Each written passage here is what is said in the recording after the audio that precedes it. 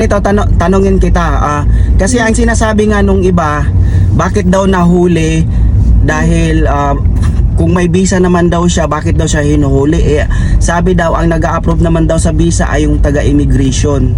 Yun yung lagi, yung mga tinatanong nila, may mga nag-comment na ganun. Anong masasabi mo doon? Dito kasi, kasi wala man din masabi si Bina, kay biktima lang yung tao sa id. Walang alam si Bina, kahit anong gawin natin, tinanong siya, anong trabaho mo?